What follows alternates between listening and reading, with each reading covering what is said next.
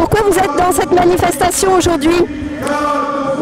Pour, comment dirais-je, par rapport au spectacle de Castellucci qui profane l'image du Christ, qui pour nous est le Fils de Dieu, le Dieu unique malgré tout, qui est donc couvert d'excréments, caillassé au cours de son spectacle, essentiellement et aussi pour dénoncer les subventions du ministère de la Culture, de la mairie de Paris et de tout en fait l'établissement contre la religion chrétienne, qui est quand même la religion de la majorité des Français, enfin qui l'était au moins. Le Christ qui reste quand même une figure, qui est la figure majeure du christianisme, une figure aussi importante de l'islam. Donc pour défendre en fait son honneur et défendre aussi la France parce que c'est ses racines avant tout. Donc voilà ce que nous défendons, le Christ et puis malgré tout aussi notre pays. Voyons insulter, on en a plus qu'assez. Voyons insulter, on en a plus qu'assez. Je suis là pour montrer justement que la religion catholique, elle n'est pas encore morte en France.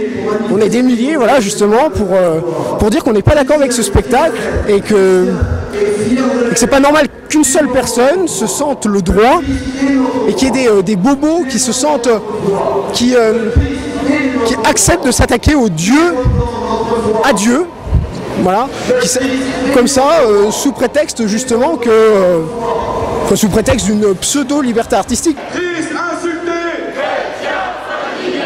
Christ insulté, chrétien indigné. Christ insulté, chrétien indigné. Je manifeste ce soir parce que je pense qu'on a le droit de s'exprimer. La liberté d'expression est un droit propre à chacun d'entre nous.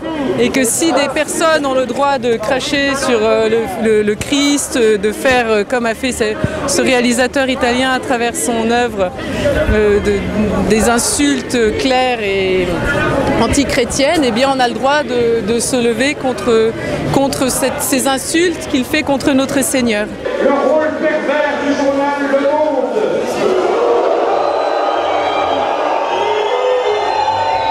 Journal Le Monde qui s'est rapidement emparé du sujet pour ensuite donner le ton à d'autres journalistes aux ordres.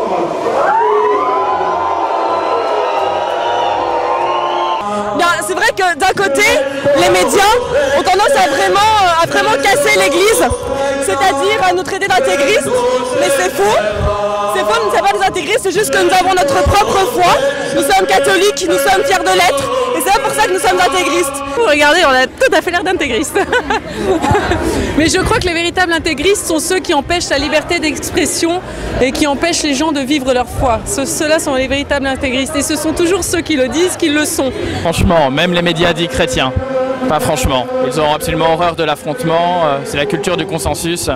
En fait, c'est la culture de la tolérance, et la tolérance, c'est pas une vertu chrétienne. La charité, oui, mais la tolérance, on sait, c'est la vertu de qui?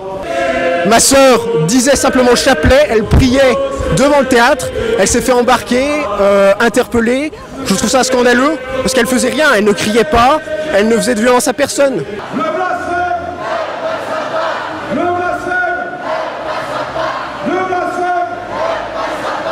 Aime Dieu de tout ton cœur, aimez Dieu de tout votre cœur et aimez votre prochain comme vous-même.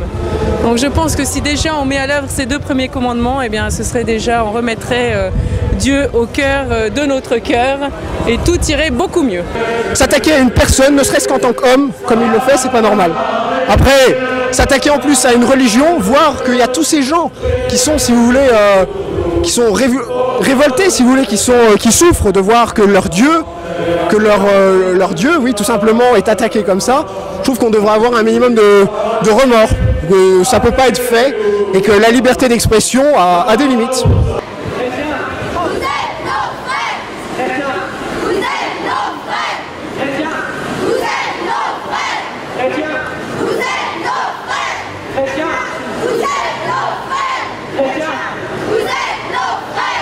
Est-ce que vous pensez qu'il y a un lien entre l'islamophobie et la christianophobie? Certainement, la question est très complexe, mais certainement. En tout cas, il y a en commun la haine de la transcendance. De toute façon, la laïcité n'est pas une solution, ça n'apporte qu'un vide. Donc oui, il y a un lien certain. Aujourd'hui, ils sont protégés la religion, Dieu, et on ne peut pas laisser faire ça. Aujourd'hui, on est unis, chrétiens musulmans. Et moi ici, mes grands-parents étant polonais chrétiens, en marchant, je marche aussi en leur nom. Mais je pense que les mêmes personnes qui sont au sommet des banques et qui veulent de nouveau contribuer à ce qu'il y ait la guerre entre les gens et à ce qu'il y ait une nouvelle destruction des croyants, qu'ils soient chrétiens, juifs ou musulmans, et ben, il faut que ça cesse. Donc c'est à chacun d'entre nous, dans la religion qu'on pratique, de se lever contre ces Illuminati et ces francs-maçons. On en a marre. Et des personnes qui comprennent, qui sont éveillées, eh bien, empêcheront ce nouvel ordre mondial de mettre en place la pauvreté dans le monde et le règne de l'Antéchrist. Voilà, donc on lutte contre le règne de Satan. La France est chrétienne et doit le rester. La France est chrétienne et doit le rester. Défendons notre foi, le Christ est notre roi. Touchez pas au Christ roi, ne touchez pas au Christ roi. Je pense que c'est une démocratie anti-chrétienne, ça se voit, ça se sait dans tous leurs actes. Et évidemment, du moment qu'ils refusent l'amour du bon Dieu, c'est très triste parce que Dieu nous aime infiniment, donc ils sont privés de cet amour, alors que Dieu n'attend qu'une chose, de déverser dans nos cœurs à chacun d'entre nous.